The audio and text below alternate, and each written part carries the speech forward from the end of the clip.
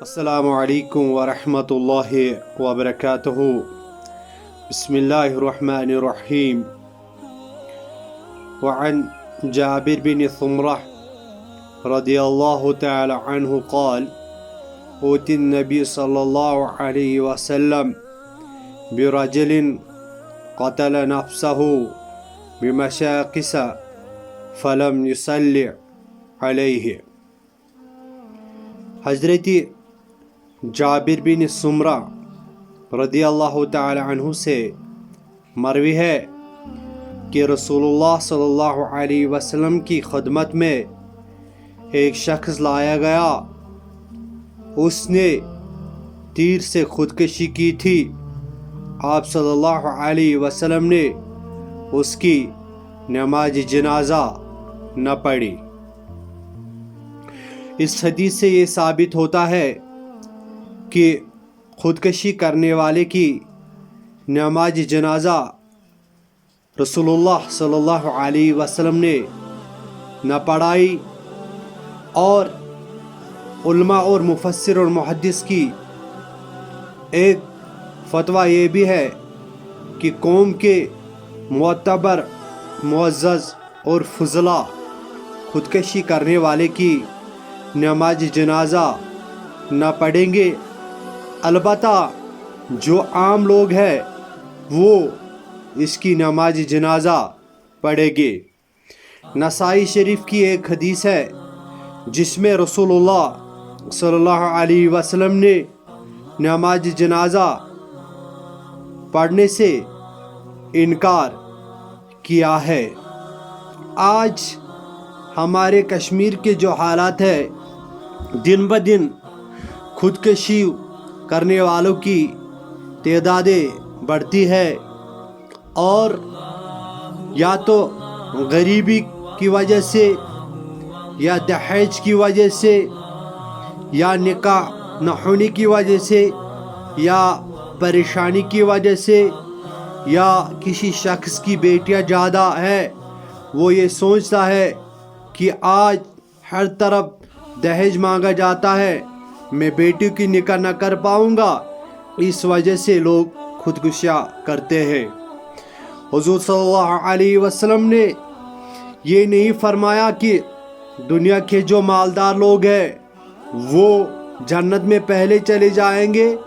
رسول اللہ صلی اللہ علیہ وسلم نے فرمایا ہے کہ غریب لوگ امیر سے پہلے 40 سال پہلے جنت میں جائیں گے، اور میں قیامت کے دن غریبوں کے ساتھ اٹھوں گا۔ رسول اللہ صلی اللہ علیہ وسلم کے پاس ایک صحابی کرام رضوان اللہ تعالی علیہم اجمعین تشریف لاتے اور فرماتے، یا رسول اللہ صلی اللہ علیہ وسلم، میرے پاس 3 بیٹیاں ہیں۔ رسول اللہ صلی اللہ علیہ وسلم اس سے فرماتے کہ آپ اپنی بیٹیوں کی تربیت اسلام کے مطابق کرو، آپ کو میں جنت کی بشارت دیتا ہوں۔ اور ایک صحابہ آتا ہے، وہ فرمایا، یا رسول اللہ صلی اللہ علیہ وسلم، میرے پاس 2 ہی بیٹیاں ہیں۔ رسول اللہ صلی اللہ علیہ وسلم مجھ سے بھی فرماتے، اپنی بیٹیوں کی تربیت آپ اسلام کے مطابق کرو، آپ کو بھی جنت کی بشارت ہے۔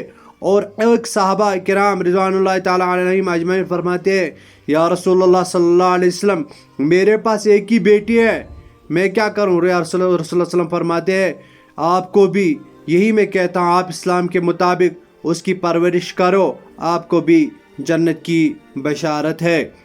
رسول اللہ صلی اللہ علیہ وسلم نے خودکشی کرنے والے کی نماز جنازہ اس لیے نہیں پڑھائی، اس کی عبرت کے لیے، ان کو خوف زدہ کرنے کے لیے، ان کو ڈرانے کی وجہ سے، یعنی اسلام میں خودکشی کرنا حرام ہے۔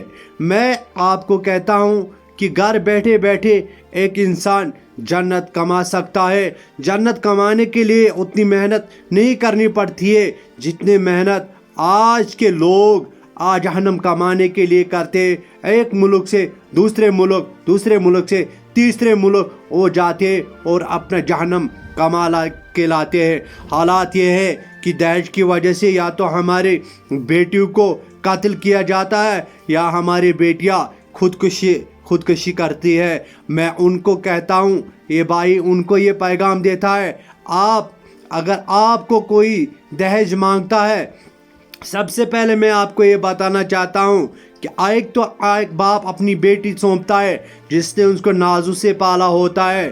جو ایک باپ کو ہی پتا ہوتا ہے کہ جب بیٹی پال کے اتنی کتنی سختیاں اٹھانی پڑتی ہے، کتنی مشقتیں اٹھانی پڑتی ہے، اور اس کی ماں نے کتنی تکلیف. پھر اس کے بعد اپنے داماد کو وہ سونپتی ہے. اس کے نکاح میں جو ان کے ساتھ اس کو اپنے شوہر کے ساتھ کنٹریکٹ ہوتا ہے اس کے مطابق، اور اس کے بعد ہماری بیٹیوں کو، ہماری بہنوں کو تنگ کیا جاتا ہے، ان کو تانے مار دی جاتی ہے آپ غریب گھرانے سے، اور وہ خودکشی کر بیٹھتی ہے. لیکن اس خودکشی کے ذمہ دار وہ لوگ بھی ہیں جو ان کو مجبور کرتے ہیں ان کو خودکشی کرنے کے لیے.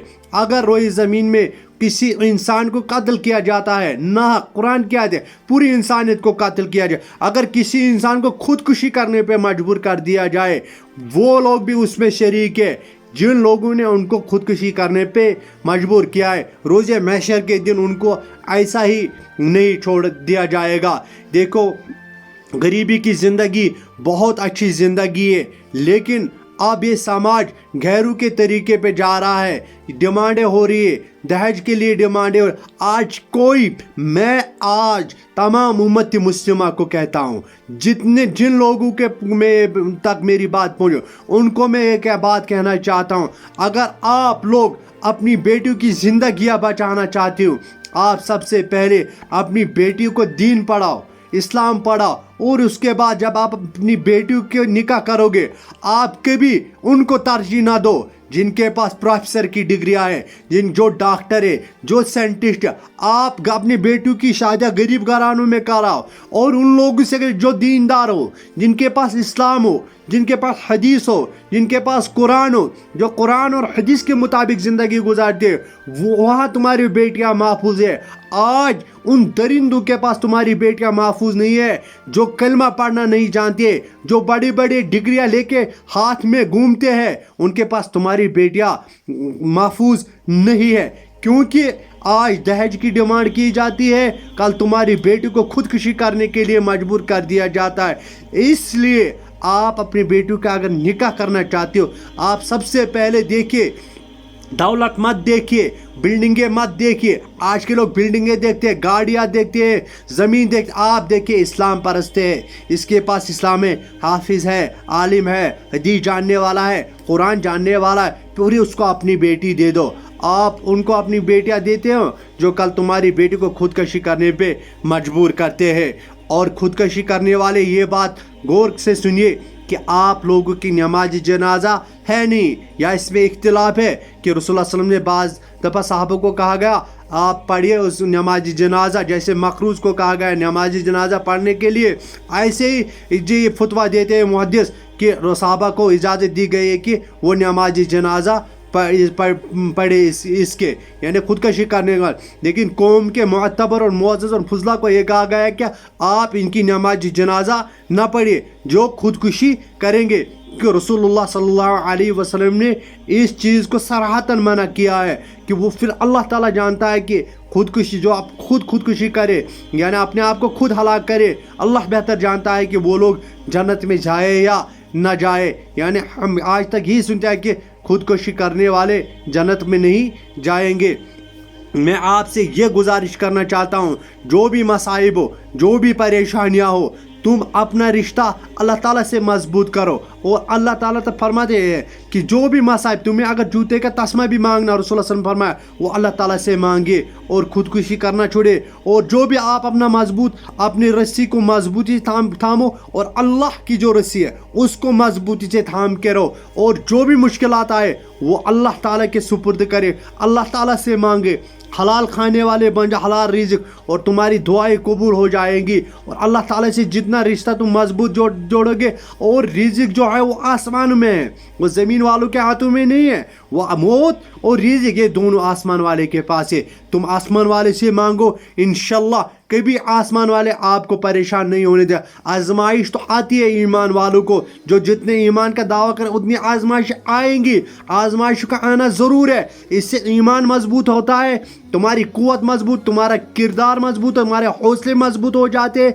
लेकिन बस अल्लाह ताला से सब्र और नमाज़ों से अल्लाह ताला से मदद मांगते रहो। और मेरी ये दुआ है कि आप अपने, अल्लाह ताला आपके दिलों को ईमान से नवाज, आपके दिल नूर से भर दे और आप इस्लाम से अपना रिश्ता जोड़े, कुरान से, हदीस से जोड़े और अपने निकाह जो भी करने वो आप उन लोगों से करिए जो दीन के जानने वाले। इन गुंडों आबाशों से मत करिए जो बड़ी बड़ी डिग्रियां, जिनको कल अपने बाप के जनाजे पढ़ने नहीं आते, जो दुआएं मगफिरत करने नहीं जानते। ये तुम्हारी बेटी को क्या संभाल सके? जो रसूलुल्लाह सल्लल्लाहु अलैहि वसल्लम के दीन के साथ वफादारी नहीं करना जानते, वो तुम्हारी बेटी के साथ क्या वफादारियाँ करेंगे? इन्होंने हमेशा बैरून मुल्कों में ज़िंदगियाँ गुजारी है, अयाशी में ज़िंदगी गुजारी, तुम्हारी बेटी की क्या कदर करेंगे जब इनको इस्लाम से रिश्ता नहीं है? कल तुम्हारी बेटी से क्या रिश्ता जोड़ के रखेंगे? इस्लाम सिखाता है रिश्ता क्या है, इस्लाम सिखाता है बाप और बेटे का रिश्ता क्या है, इस्लाम सिखाता माँ और बेटी का रिश्ता सिखा, इस्लाम सिखाता है शौहर और बीवी का रिश्ता क्या है। जब इन लोगों ने दीन ही नहीं पढ़ा है तो ये इस्लाम के बारे में जानेंगे क्या? आप अपने बेटे को इस्लाम पढ़ाओ, इस्लाम जानने वाले से उनका रिश्ता कीजिए। अल्लाह ताला तुमको भी सलामत रखे, मुझे भी सलामत रखे। और मेरी चैनल को सब्सक्राइब और कमेंट करना ना भूलिए। आपका खादिम शौकतुल इस्लाम फलाई।